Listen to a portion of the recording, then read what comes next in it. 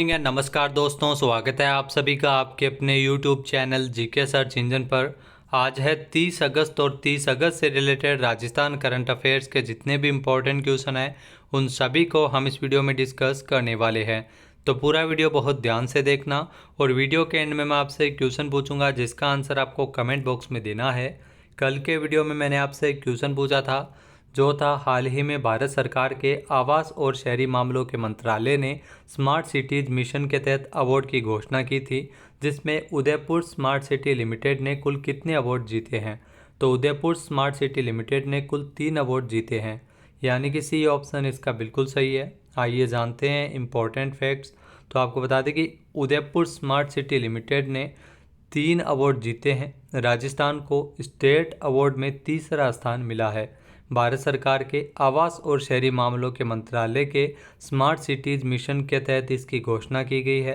राष्ट्रीय स्तर पर नॉर्थ जोन कैटेगरी में उदयपुर स्मार्ट सिटी कंपनी पहले पायदान पर है। उदयपुर शहर को स्मार्ट सिटी ऐप के लिए गवर्नेंस प्रोजेक्ट में राष्ट्रीय स्तर पर तीसरा स्थान मिला है।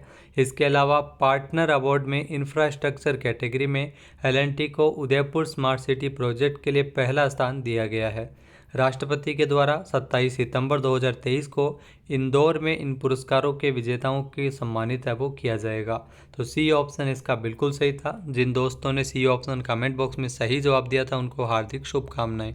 तो चलिए स्टार्ट करते हैं आज के करंट अफेयर्स।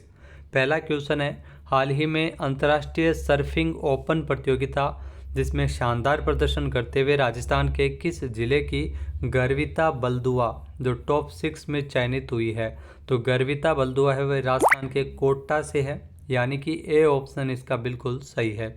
आइए जानते हैं इम्पोर्टेंट फैक्ट्स। तो अंतर्राष्ट्रीय सर्फिंग ओपन प्रतियोगिता में जो शानदार प्रदर्शन करते हुए कोटा की गर्विता बलदुआ टॉप 6 में चयनित हुई है। समुद्री लहरों पर खेल कौशल का रोमांच करने वाली ये राजस्थान से इकलौती प्रतिभागी थी। विश्व सर्फिंग लीग के तहत यह प्रतियोगिता पहली बार तमिलनाडु के मामल्लापुरम में 14 से 20 अगस्त तक आयोजित की गई थी। इस अंतर्राष्ट्रीय सर्फिंग ओपन प्रतियोगिता में एशिया के शीर्ष खिलाड़ियों सहित Australia, Malaysia, Japan, Singapore, Bharat, Maldives, Sri Lanka सहित 10 देशों के 100 खिलाड़ियों ने इसमें हिस्सा लिया था। प्रतियोगिता में विजेताओं को कुल $45,000 का अवार्ड दिया जाएगा। नेक्स्ट है, हाल ही में मुख्यमंत्री अशोक गहलोत ने जोधपुर के बासनी में मरुधरा इंडस्ट्रीज एसोसिएशन के जग शांति सभागार और Lata Ramesh Parekh skill development centre का लोकार्पण कब किया है। तो इसका लोकार्पण किया गया है 28 अगस्त को जोधपुर में सीएम अशोक गहलोत के द्वारा, यानी कि बी ऑप्शन इस क्वेश्चन का बिल्कुल सही है। आइए जानते हैं इम्पोर्टेंट फैक्ट्स। तो राजस्थान के मुख्यमंत्री अशोक गहलोत ने 28 अगस्त को जोधपुर के बासनी में मरुधरा इंडस्ट्रीज एसोसिएशन के जो जग शांति सभागार और Lata Ramesh Parekh skill development centre का लोकार्पण किया। साथ ही साथ यहां पर एंटरप्रेन्योर लोगों का भी अनावरण सीएम अशोक गहलोत द्वारा किया गया था। जहां Lata Ramesh Parekh skill development centre के निर्माण से उद्यमियों और कर्मचारियों को उच्च प्रशिक्षण मिल सकेगा। यहाँ अत्याधुनिक सुविधाओं से युक्त जग शांति सभागार और स्किल डेवलपमेंट सेंटर का लोकार्पण सीएम अशोक गहलोत द्वारा किया गया था। इसे स्थानीय उद्यमियों को सेमिनार आदि के आयोजन और प्रशिक्षण कार्यक्रमों में सुविधा मिल सकेगी। नेक्स्ट है, मुख्यमंत्री अशोक गहलोत ने जो पंजीयन और मुद्रांक विभाग के ई पंजीयन प्रोजेक्ट के विकास कार्य हेतु मानव संसाधन की 2 वर्षीय परियोजना के लिए कितने करोड़ रुपए के वित्तीय प्रस्ताव को स्वीकृति प्रदान की है। तो इसके लिए 11.16 करोड़ रुपए का बजट है वो रखा गया है, यानी कि बी ऑप्शन यहाँ पर बिल्कुल सही है। आइए जानते हैं इम्पोर्टेंट फैक्ट्स।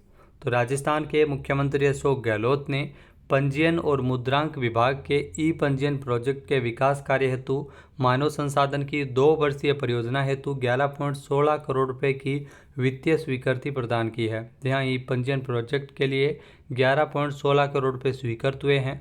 कंप्यूटराइजेशन और संचार व्यय के लिए 5 करोड़ रुपए का अतिरिक्त प्रावधान भी इसमें किया गया है। पंजीयन और मुद्रांक विभाग के कामकाज ऑनलाइन होंगे, जिसके माध्यम से आमजन के संपत्ति पंजीकरण के कार्य है वो तुरंत हो सकेंगे। नेक्स्ट है, मुख्यमंत्री अशोक गहलोत ने प्रत्येक श्रेणी के लिए न्यूनतम मजदूरी की दरों में कितने रुपए प्रतिदिन बढ़ोतरी करने के प्रस्ताव को मंजूर किया है। तो न्यूनतम मजदूरी की जो दर है वो राजस्थान सरकार के द्वारा 26 रुपये प्रतिदिन के हिसाब से बढ़ोतरी करने के प्रस्ताव को मंजूरी प्रदान की गई थी, यानी कि सी ऑप्शन इसका बिल्कुल सही है। आइए जानते हैं इम्पोर्टेंट फैक्ट्स। तो राज्य सरकार के द्वारा श्रमिकों को आर्थिक रूप से संबल प्रदान करने के उद्देश्य से महत्वपूर्ण निर्णय लिया गया है। यहाँ सीएम अशोक गहलोत ने प्रत्येक श्रेणी के लिए न्यूनतम मजदूरी की दरों में 26 रुपये प्रतिदिन के हिसाब से बढ़ोतरी करने के प्रस्ताव को मंजूर किया है।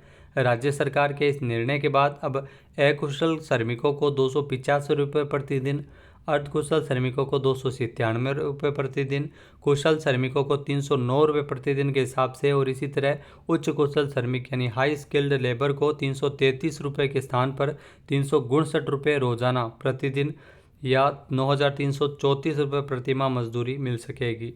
सीएम अशोक गहलोत द्वारा मजदूरों और कामगारों के आर्थिक हित को देखते हुए इस बढ़ी हुई दरों को 1 जनवरी 2023 से प्रभावी किया गया है। नेक्स्ट है, हाल ही में जयपुर के कंवर का बास जोटवाड़ा में स्टेडियम के निर्माण हेतु संशोधित वित्तीय प्रस्ताव को मंजूरी देते हुए कितने करोड़ रुपए की स्वीकृति प्रदान की है। तो इसके लिए 10 करोड़ रुपए का बजट है वो निर्धारित किया गया है, यानी कि सी ऑप्शन इसका बिल्कुल सही है। आइए जानते हैं इम्पोर्टेंट फैक्ट्स। तो जयपुर के कंवर का बास जोटवाड़ा में स्टेडियम का निर्माण कार्य किया जाएगा और इसके लिए संशोधित वित्तीय प्रस्ताव को मंजूरी देते हुए 10 करोड़ रुपए की स्वीकृति प्रदान की है, यानी स्टेडियम के लिए 10 करोड़ रुपए स्वीकृत हुए हैं। स्टेडियम का निर्माण 1.5 करोड़ रुपए की बजाय अब 10 करोड़ रुपए की लागत से किया जाएगा, यानी इसमें संशोधन किया गया है। नेक्स्ट है, हाल ही में राजस्थान नवीकरणीय ऊर्जा नीति 2023 के क्रम में पम्प्ड हाइड्रो स्टोरेज प्रोजेक्ट और बैटरी एनर्जी स्टोरेज प्रोजेक्ट के प्रोविजनल पंजीयन हेतु अनुमति किसने प्रदान की है। तो सीएम अशोक गहलोत ने इसके लिए अनुमति प्रदान की है, यानी कि ए ऑप्शन इसका बिल्कुल सही है। आइए जानते हैं इम्पोर्टेंट फैक्ट्स।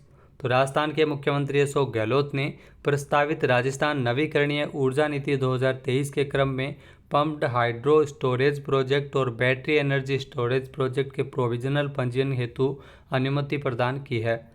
यहाँ इस प्रस्ताव के अनुसार 100 मेगावाट क्षमता के प्रोजेक्ट का पंजीयन शुल्क 30,000 रुपये प्रति मेगावाट और 100 से अधिक और 500 मेगावाट तक के प्रोजेक्ट पर पंजीयन शुल्क है वो 100 मेगावाट के लिए 30 लाख रुपये या उससे ऊपर हो तो 100 मेगावाट पर 2.5 लाख रुपये है वो होगा।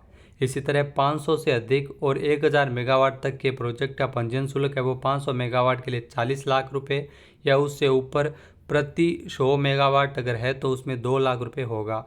और इसी क्रम में 1,000 मेगावाट से अधिक प्रोजेक्ट का पंजीयन शुल्क 1,000 मेगावाट के लिए 50 लाख रुपये और उससे ऊपर प्रति 100 मेगावाट पर 1 लाख रुपये होगा, जो 80 लाख रुपये अधिकतम इसमें रहेगा। तो इसको सीएम अशोक गहलोत ने अनुमति प्रदान की है।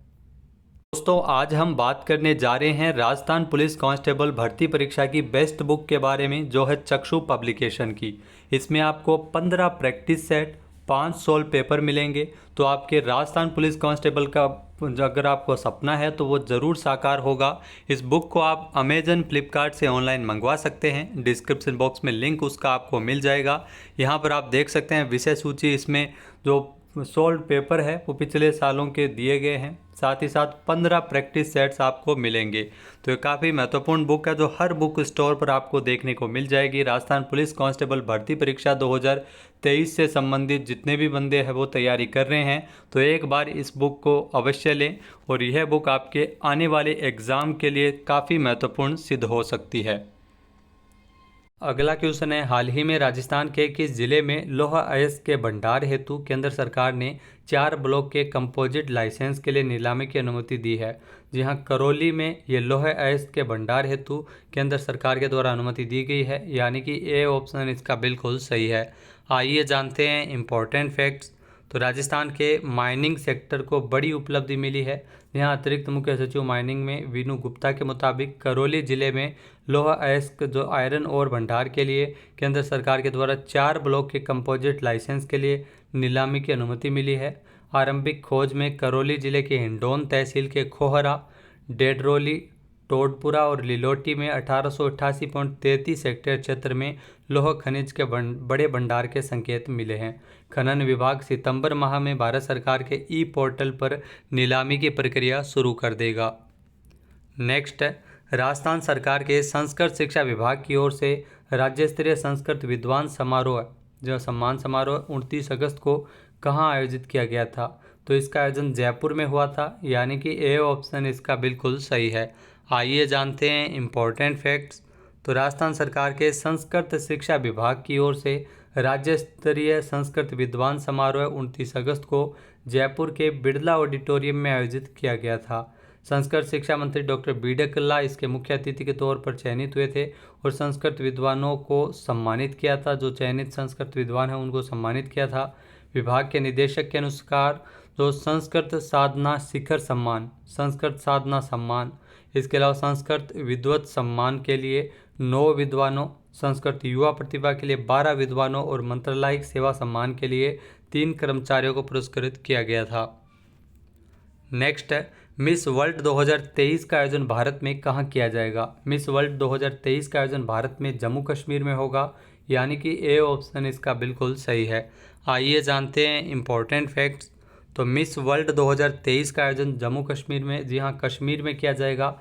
मिस वर्ल्ड की सीईओ जूलिया एरिक मॉर्ली के मुताबिक दिसंबर माह में जो कश्मीर मिस वर्ल्ड के 71वें संस्करण की मेज़बानी है वो करने वाला है। यहाँ 71वीं मिस वर्ल्ड 2023 प्रेस कॉन्फ्रेंस करते हुए भारत के कश्मीर में आयोजित की गई थी। जहाँ मॉर्ली के मुताबिक मिस वर्ल्ड जो क्रू के नवंबर में कश्मीर पहुंचने की संभावना है। तो मिस वर्ल्ड 2023 की मेज़बानी है वो अपना देश भारत कर रहा है और जम्मू कश्मीर में इसका आयोजन किया जाना है। नेक्स्ट है, नई दिल्ली में दुनिया की पहली 100% इथेनॉल ईंधन वाली कार किसने लॉन्च की है? तो इस कार को लॉन्च किया है नितिन गडकरी ने, यानी कि ए ऑप्शन इसका बिल्कुल सही है। आइए जानते हैं इम्पोर्टेंट फैक्ट्स। तो सड़क परिवहन और राजमार्ग मंत्री नितिन गडकरी ने नई दिल्ली में दुनिया की पहली 100% इथेनॉल ईंधन वाली कार लॉन्च की है। यहाँ पेट्रोल में 20% इथेनॉल मिश्रण लागू होने से देश को आयात बिल के रूप में सालाना 35,000 करोड़ रुपए की बचत होगी। भारत ने साल 2022 के शुरुआती लक्ष्य से 5 महीने पहले ही ये 10% इथेनॉल मिश्रण हासिल किया है। टोयोटा जो कार लॉन्च की गई है इथेनॉल से चलने वाली दुनिया की पहली 100% इथेनॉल ईंधन वाली कार है। अब बात करते हैं आज के हमारे क्विज के, जिसका आंसर आपको कमेंट बॉक्स में देना है।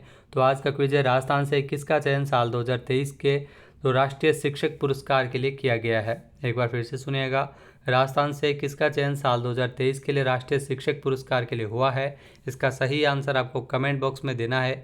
और अगर ये वीडियो आपको पसंद आए तो इसे लाइक और शेयर करना बिल्कुल न भूलिएगा। साथ ही साथ PDF फाइल आप वीडियो के डिस्क्रिप्शन बॉक्स से डाउनलोड कर सकते हैं और इस क्वेश्चन का आंसर आप वोट करके भी कर सकते हैं। इसके अलावा दोस्तों राजस्थान जिला दर्शन, जी हाँ, राजस्थान जिला दर्शन की स्पेशल PDF है जो रक्षाबंधन का स्पेशल ऑफर चल रहा है। जो पहले 100 रुपये की PDF थी वो अब आपको 79, जी हाँ, 79 रुपीज़ में आप इस PDF को ले सकते हैं, जिसमें सभी 50 जिलों का जिला दर्शन है वो दिया गया है पूरी व्याख्या के साथ। कला, संस्कृति, भूगोल एवं इतिहास को संदर्भित करते हुए राजस्थान जिला दर्शन की स्पेशल PDF तैयार की है, जिसमें नए ज़िले के बारे में भी पूरा बताया गया और पुराने ज़िलों के बारे में भी आपको ढेर सारी डिटेल्स में जानकारी मिलेगी। तो ये आप ज़रूर ले सकते हैं। डिस्क्रिप्शन बॉक्स में उसका लिंक दिया हुआ मिलेगा जो आपके सभी एग्ज़ाम की दृष्टि से महत्वपूर्ण है। जय हिंद, जय भारत, जय राजस्थान।